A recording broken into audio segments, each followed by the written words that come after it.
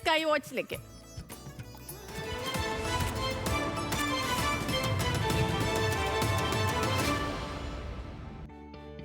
ഇപ്പൊ നമ്മുടെ സംസ്ഥാനത്ത് ഇന്ന് 3 ജില്ലകളിൽ അതിശക്തമായ മഴയും മറ്റ് ജില്ലകളിലൊക്കെ ശക്തമായ മഴയും ഉണ്ടാകുമെന്നാണ് കാലാവസ്ഥാ വകുപ്പിന്റെ പ്രവചനം.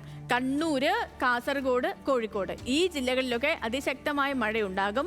മറ്റ് ജില്ലകളിലെല്ലാം ഇടത്തരം ശക്തമായ മഴയായിരിക്കും ഉണ്ടാവുക. അടുത്ത 3 മണിക്കൂർ നേരത്തേക്കുള്ള കാലാവസ്ഥാ മാപ്പ് നമുക്ക് വന്നിട്ടുണ്ട്. ഈ മാപ്പ് പരിശോധിച്ചാൽ എല്ലാ ജില്ലകളിലും യെല്ലോ അലർട്ടാണ് കൊടുത്തിരിക്കുന്നത്. അടുത്ത 3 മണിക്കൂറിലേക്കാണ് ഈ യെല്ലോ അലർട്ട് എല്ലാ ജില്ലകളിലും.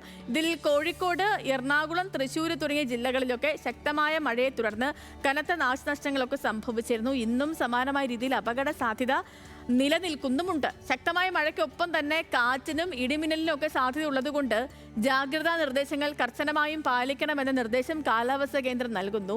കാലവർഷം ശക്തമായി തുടരുന്നത് കൊണ്ട് തന്നെ കേരള, തമിഴ്നാട്, ലക്ഷദ്വീപ് തീരങ്ങളിൽ മത്സ്യബന്ധനത്തിന് വിലക്കുമുണ്ട്. നമ്മൾ ജില്ലകളിലെ കാലാവസ്ഥാ റിപ്പോർട്ടുകൾ കൂടി പരിശോധിച്ചാൽ തിരുവനന്തപുരം ജില്ലയിൽ അടുത്ത 3 മണിക്കൂർ നേരത്ത് യെല്ലോ അലർട്ടാണ് പ്രഖ്യാപിച്ചിരിക്കുന്നത്.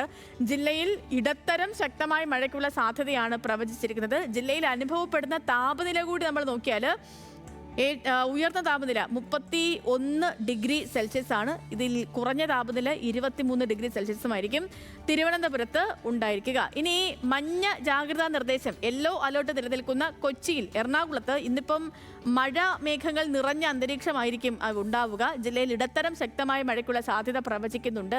ജില്ലയിൽ ഇന്നത്തെ ഉയർന്ന താപനില 30 ഡിഗ്രി സെൽഷ്യസും കുറഞ്ഞ താപനില 25 ഡിഗ്രി സെൽഷ്യസും ആയിരിക്കും. നേരെ നമ്മൾ കാലിക്കറ്റേക്ക് പോയാൽ കോഴിക്കോട് അതിശക്തമായ മഴ മണിക്കൂറിൽ 40 കിലോമീറ്റർ വരെ വേഗത്തിൽ കാറ്റ് വീശാനും സാധ്യതയുള്ളത് കൊണ്ട് തന്നെ ജനങ്ങൾ കൂടുതൽ ജാഗ്രത പാലിക്കണം. കോഴിക്കോട്ടെ ഇന്നത്തെ ഉയർന്ന താപനില 32 ഡിഗ്രി സെൽഷ്യസ് ആണ്. കുറഞ്ഞ താപനില 26 ഡിഗ്രി സെൽഷ്യസും ആണ്. കണ്ണൂരിലേക്ക് പോലും കണ്ണൂരിൽ അതിശക്തമായ മഴയും ഒപ്പം കാറ്റും ഉണ്ടാവും. അപകട സാധ്യതയുള്ള സ്ഥലങ്ങളിലൊക്കെ താമസിക്കുന്നവർ സുരക്ഷിത കേന്ദ്രങ്ങളിലേക്ക് മാറണമെന്ന് ജില്ലാ ഭരണകൂടം നിർദ്ദേശം നൽകിയിട്ടുണ്ട്. ജില്ലയിലെ ഇന്നത്തെ ഉയർന്ന താപനില 31 ഡിഗ്രി സെൽഷ്യസ് ആണ്. അതേപോലെ കുറഞ്ഞ താപനില 25 ഡിഗ്രി സെൽഷ്യസ് ആണ്. അപ്പോൾ ഇതാണ് പൊതുവേ ഉള്ള ഒരു മഴ സാഹചര്യവും അല്ലെങ്കിൽ കാലാവസ്ഥ മുന്നറിയിപ്പുകൾ എന്ന് പറയാം. എല്ലായിടത്തും മഴ പെയ്യുന്ന കാര്യത്തിൽ തർക്കമൊന്നുമില്ല. പിന്നെ ഇന്നലെ നമുക്കറിയാലോ, ഇവിടെ മധ്യ കേരളത്തിലൊക്കെ ഭയങ്കര കുറേ നാശനഷ്ടങ്ങൾ, കൊച്ചിയിലൊക്കെ കുറേയധികം വീടുകൾക്ക് മുകളിലൂടെ മരങ്ങൾ കടപുഴകി വീണതും വീടുകൾ തകർന്നതുമായിട്ടുള്ള സംഭവങ്ങൾ പോലും റിപ്പോർട്ട് ചെയ്യപ്പെട്ടിട്ടുണ്ടായിരുന്നു. സമാനമായ രീതിയിലുള്ള അപകട സാധ്യതകളൊക്കെ ഇന്നും നിലനിൽക്കുന്നുണ്ട്. അപ്പോൾ അതുകൊണ്ട് ജനങ്ങളൊക്കെയും ജാഗ്രതയോടുകൂടി മുന്നോട്ട് പോകണം. കഴിയുമെങ്കിൽ അധികൃതർ നൽകുന്ന നിർദ്ദേശങ്ങളൊക്കെയും പാലിക്കാൻ എല്ലാവരും തയ്യാറാകണമെന്നുകൂടി നമ്മൾ പറയുകയാണ്.